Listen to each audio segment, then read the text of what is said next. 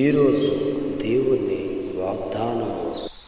నీకు వాగ్దానం ఇచ్చిన దేవుడు నమ్మదగిన వాడు, విడవడు, ఎడబాయడు. Praise lord. అందరూ బాగున్నారు కదూ?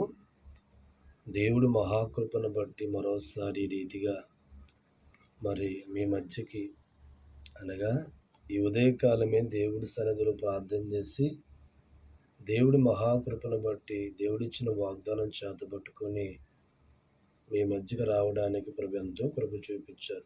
చిన్న ప్రార్థన చేసుకొని దేవుడి వాగ్దానం ధ్యానం చేసుకుందాం. పరిశుద్ధుడ, ప్రేమ కలిగిన తండ్రి, మీకు అనేకమైన స్తోత్రాలు. మరోసారి మీ ముందు మోకరించి ప్రార్థించినప్పుడు మీరు ఇచ్చిన వాగ్దానం బట్టి వందనాలు చెల్లిస్తున్నాం తండ్రి. Praise the Lord. ఈరోజు దేవుడు మనకిచ్చిన వాగ్దానం కీర్తన గ్రంథం 41వ అధ్యాయము 3వ వచనం ధ్యానం చేస్తే, రోగశయం మీద యెహోవాని ఆదరించును, రోగము కలగ్గా నీవే వారిని స్వస్థపరచదవు. దేవుడు స్తోత్రం. నిజమేనండి, బలహీనత కలిగిన మనిషిని ఆదరించేవారు కానీ ప్రేమించేవారు కానీ లోకంలో చాలా తక్కువ. రోగంతో మంచం మీద పడి ఉన్నప్పుడు ఎంతసేపు వాడుతూ ఉంటారు?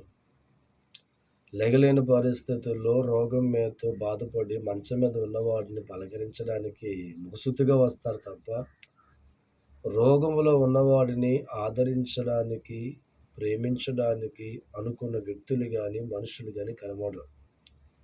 ఏదో ఆ సమయానికి మేము వచ్చాము, ఆ సమయానికి మేము ఆదరించాము అనేట్లుగా కనబడతారు. కానీ దేవుడు వాక్యం గమనిస్తూ ఉంటే రోగశయముతో బాధపడేవాడిని దేవుడు ఆదరించెను.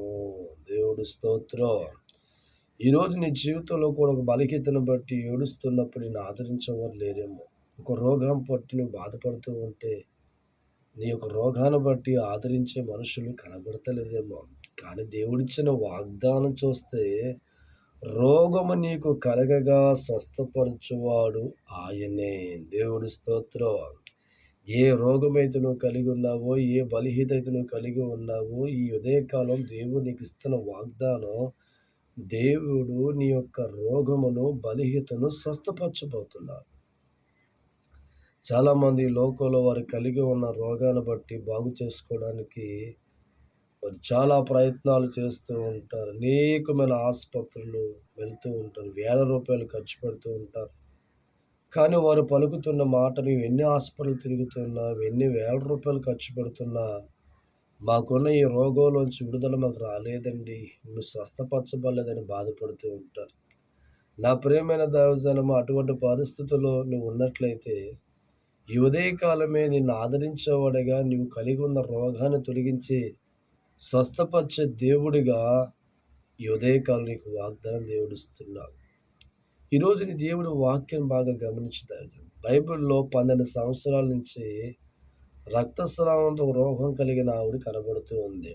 ఆమె కూడా తనకున్న డబ్బును బట్టి, ధనమును బట్టి అనేకమైన డాక్టర్ దగ్గరికి వెళ్ళి బాగు చేయించుకోవచ్చు అనే ఉద్దేశంతో పరిగెత్తారు.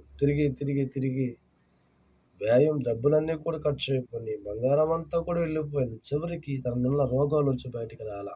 అప్పుడు అనుకుంది, యేసయ్య స్వస్థపరిచే దేవుడు అని అనుకొని యేసు వద్దకు రావడం ప్రయత్నం చేసి యేసయ్య వద్దకు వచ్చిన తర్వాత తనకున్న రోగాన్ని యేసయ్య స్వస్థపరిచాడు. దేవుడి స్తోత్రం. ఈరోజు నీవు కూడా జీవితంలో నీకున్న రోగాన్ని బట్టి అనేకమైన ఆసుపత్రి తిరిగి అలసిపోయి ఉన్నావా? ఈ ఉదయకాలం దేవుడు పిలుస్తున్నాడు. దేవుడు నీకు వాగ్దానం ఇస్తున్నాడు. స్వస్థపరచువాడు యెహోవైన దేవుడే. దేవుడి స్తోత్రం.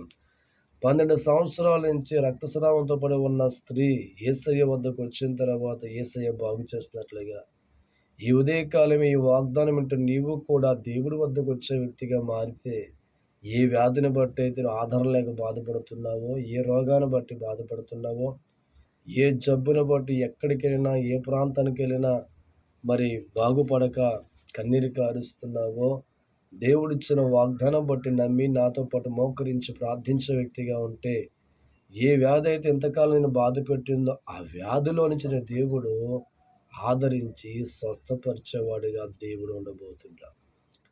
ఈ ఉదయకాలమే దేవుడు నీకు ఇచ్చిన వాగ్దానం బట్టి ఒక్కసారి ప్రభువు వైపు తిరుగు. ఒక్కసారి దేవుడి వైపు తిరుగు. ఒక్కసారి ప్రభువు వైపు తిరిగి నన్ను స్వస్థపరచగలిగిన దేవుడు నీవే తండ్రిని మోకరించి ప్రార్థించే వ్యక్తిగా మారితే ఒక ఆశ్చర్యకరమైన కార్యాన్ని దేవుడు చేస్తాడు. ఇంకెందుకు ఆలస్యం? నాతో పాటు ఏకీభవించి ప్రార్థించండి. పరిశుద్ధుడ ప్రేమ కలిగిన తండ్రి, మీకు వందనాలు తండ్రి.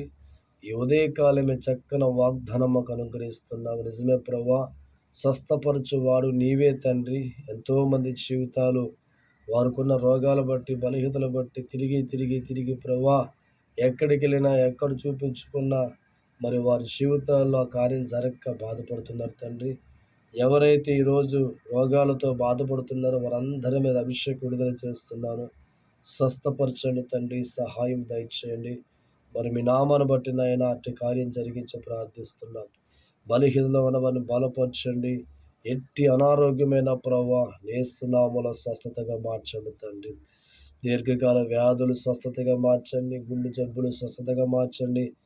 కిడ్నీ జబ్బులు స్వస్థతగా మార్చండి. లివర్ జబ్బులు స్వస్థతగా మార్చండి. సమస్త తెగులు మీ నామములో కొట్టివేయండి ప్రభు. అలాగే బిడ్డలు లేని వారి బిడ్డలు దయచేయండి.